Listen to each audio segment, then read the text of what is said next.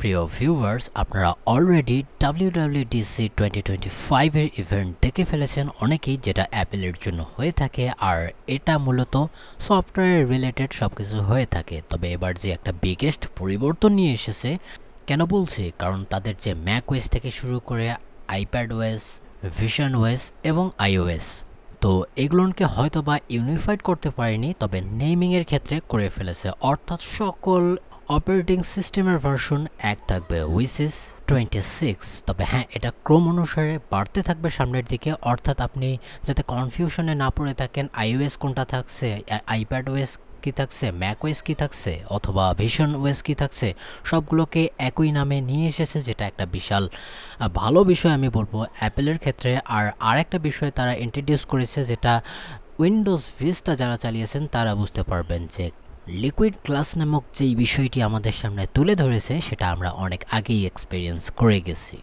তবে হ্যাঁ, অনেক জায়গায় অনেক ইমপ্রুভমেন্ট আছে, আরও অনেক বিষয় এখানে অনেক কিছুই করেছে। তো সেই বিষয় নিয়ে আমরা কথা বলবো না, চলে যাই পরবর্তী নিউজে। অ্যান্ড আপনাকে আবার স্বাগতম আর একটা টেক নিউজে। আর আপনারা যদি সাপোর্ট দেখান, আমি মিক্স টাইপের টেক নিউজ নিয়ে আসি, অর্থাৎ ফোন বা গ্যাজেট রিলেটেড, তার সাথে তো পিসি থাকলোই। তো কেমন হয় অবশ্যই কমেন্টে জানাবেন, আর সাবস্ক্রাইব অবশ্যই করবেন। দেন যদি চলে যাই পরের নিউজে, এটা আসছে এনভিডিয়ার কাছ থেকে। আর Nvidia upcoming so called budget graphics মার্কেটের জন্য হয়তোবা লঞ্চ করে দিতে পারে RTX 5050।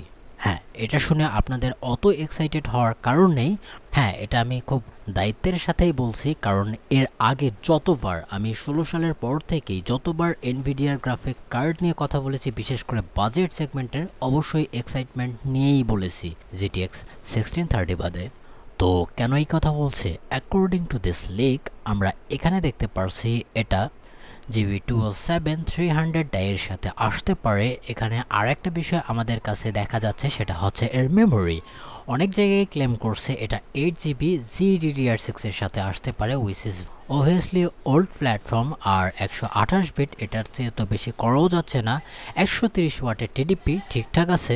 তো প্রবলেম কোথায়? প্রবলেম হচ্ছে ক্যাপাসিটিতে। এটার প্রাইস অবশ্যই 40-এর নিচে তো নামার সম্ভাবনাটা অনেকটা কম, যদিও নামতে পারে, তবে কম হলে ভেরি গুড। তবে এখানে শুধুমাত্র 2560 টাকা কুডা কোর ব্যবহার করবে, যেটা এর আগের বারের আমরা 4050 মোবাইলের ক্ষেত্রে দেখতে পেরেছি। যদিও এটা আর্কিটেকচার ভিন্ন, তবে কি আর বলার, আমরা RTX 5060-র মতো মিড রেঞ্জ জিপিইউতে পর্যন্ত পারফরমেন্সের অবস্থা দেখেছি, সেখানে ছিল 3840টা কুডা কোর। আর এখানে তো 1000-এরও অনেক বেশি কোর লেস দেখা যাচ্ছে। দেখি এনভিডিয়া তাদের বাজেট ক্যাটাগরির গেমারদেরকে কিভাবে ট্রিট করে।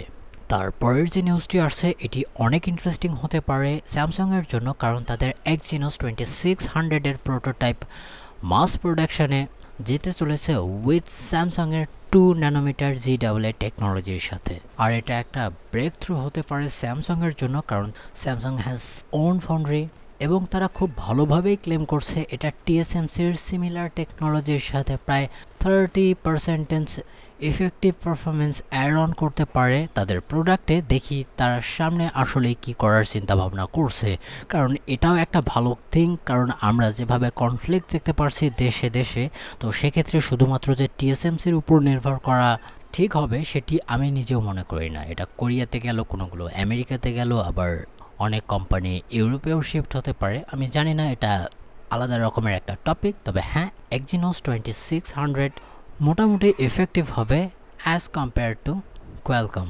বাই দ্য ওয়ে, এখানে AMDর থেকে একটা আপডেট দিয়ে নেই। তাদের AMD Ryzen G সিরিজের যে সকল APU আছে, উইচের যেগুলো গেম কনসোল এবং ওয়ান হ্যান্ডেড যে সকল মেশিন থাকবে, সেগুলো নিতে পাওয়ার্ড হবে। যেমন আপনারা ভেলভের কাছ থেকে দেখেছেন তাদের গেমিং কনসোল, আবার কয়েকদিন আগেই দেখলেন Asus নিয়ে এসেছে তাদের ROGর সাথে এক্সবক্সের কোল্যাব।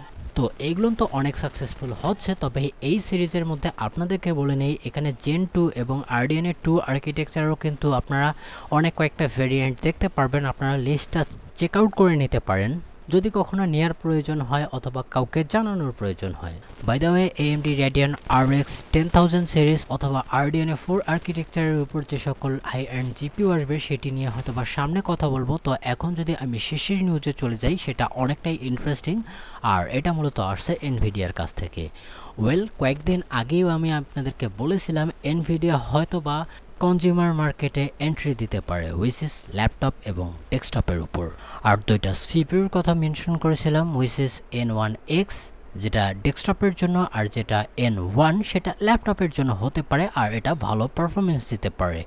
আর বর্তমান সময়ের জন্য লিক আসছে, আমি এখনও কনফার্ম নয় এটা যে 20 কোর হবে নাকি 10 কোর হবে নাকি 10 কোরের সাথে হাইপার থ্রেডিং থাকবে, সেটি নিয়ে এখনও দেখা যায়নি, কারণ এখানে শুধুমাত্র 20টা থ্রেড দেখতে পারছি। তো এখন যদি আমরা কিছু সিনথেটিক বেঞ্চমার্ক দেখি Geekbench 6 এর, তো এটা মোটামুটি প্রমিসিং লাগছে। আর এটা লিনাক্সের উপর টেস্ট করা হয়েছে, যেটার লিস্ট আপনারা দেখতে পারছেন। আমি যদি অ্যাপেলের M4 ম্যাক্সের কথা বলি, যেটা একবারে হাই এন্ডের ক্যাটাগরিতে পারে Geekbench 6 এর জন্য, তো সেটাকে টপ অফ দ্য লিস্ট ধরেই নিচে নামা হয়েছে, যেটা আসলে ইনক্রেডিবল পারফরমেন্স করছে। যদি এসটির কথা বলি, অর্থাৎ সিঙ্গেল থ্রেডেড, তো সেক্ষেত্রে AMD Ryzen 7 9800X3D and Intel Core Ultra 9 285K যে সিপিইউটি আছে তার নিচে পারফরমেন্স করছে, অর্থাৎ লিস্ট আপনারা দেখতেই পারছেন। আবার অনেক ক্ষেত্রে অনেক ইন্টেল অথবা AMDর যদি আমি কথা বলি AI Max 395 ফ্লাচের, তো সেটার থেকেও ভালো পারফরমেন্স করছে এই সিপিইউটি। তবে মাল্টি থ্রেডেড ওয়ার্কলোডে একটুখানি কম করছে, অর্থাৎ যেহেতু এটার কোর এবং থ্রেডের বিষয়টি হালকা কমে যাচ্ছে, তারপরেও যেটা পারফরমেন্স করেছে, আমি যদি ইন্টেল অথবা AMDর কথা বলি, তো তুলনামূলকভাবে আপনারা দেখতেই পারছেন। আমি আপনাদেরকে সামনে নিয়ে এসেছি, আপনারা একটু পজ করে দেখে নিতে পারেন। আর এই অবস্থা কিন্তু খুব আর্লিয়ার ফেজে, অর্থাৎ বর্তমান সময়ের জন্য 2.81 গিগাহার্জে এটাকে অনেক প্রায়োরিটি দেওয়া হচ্ছে। তবে হ্যাঁ, এর যদি বুস্ট ক্লকের কথা বলে, তো এটা 4.051 গিগাহার্জ পর্যন্ত চলে যেতে পারে। তবে এখানে আরেকটা ফায়দা হয়েছে, এখানে ইউনিফাইড মেমোরি আপনারা হয়তো বুঝতেই পারছেন যে 120 জিবির মতো হতে পারে। আর আমি এটা বলছি আর্লিয়ার ফেজে, হয়তোবা এই সিমিলার সিপিইউটা ব্যবহার করা হয়েছে তাদের রিসেন্টলি লঞ্চকৃত DGX Spark-এর ক্ষেত্রে, অর্থাৎ যেখানে সিপিইউ লাগানো ছিল 10X925 এবং 10টা থাকছে Cortex-এর A725। যদিও এক্ষেত্রে এটা আমরা কনফার্ম করতে পারছি না এটাই হবে, তবে হ্যাঁ আইডিয়া লাগানো যাচ্ছে এরকমটাই হতে পারে। আর আমরা দেখেছি সেই সুপার চিপসের কম্বিনেশনে, অর্থাৎ সেখানে আবার ব্ল্যাকওয়েল জিপিইউ ছিল আর আর্ম কোর তো থাকছেই, সেটার কম্বিনেশনে ভালো পারফরমেন্স করেছিল। এটা যদি সাধারণ ডেস্কটপ মার্কেটের জন্য নিয়ে আসে, অর্থাৎ সাধারণ গেমিং অথবা প্রোডাক্টিভ কাজের জন্য, তো সেক্ষেত্রে কতটা মার্কেট ক্যাচি হতে পারে এটি অবশ্যই ইন্টেল এবং AMDকে অনেকবার ভাবাবে। আর এক্ষেত্রে বর্তমান সময়ে বলা যায় AMD এবং ইন্টেলের টাকা এবং টেকনোলজির দিক থেকে গ্র্যান্ডফাদার তো বলতেই পারি। তবে আপনারা আবার আশা করিয়েন না যে এটা খুব কম প্রাইসে আমরা পেয়ে যাব। আর এটা শুধুমাত্র বর্তমান সময়ের জন্য Geekbench-এ লিক হয়েছে, অর্থাৎ সিনথেটিক। দেখি সামনে আরও কি ধরনের নিউজ আসে, আমরা কি দেখতে পারবো Cyberpunk 2077 এর বেঞ্চমার্ক এখানে, অবশ্যই কমেন্ট সেকশানে জানিয়ে দিতে পারেন। দেখা হবে নেক্সট কোনো ইন্টারেস্টিং ভিডিওতে। ভালো থাকবেন, সুস্থ থাকবেন, বাই বাই।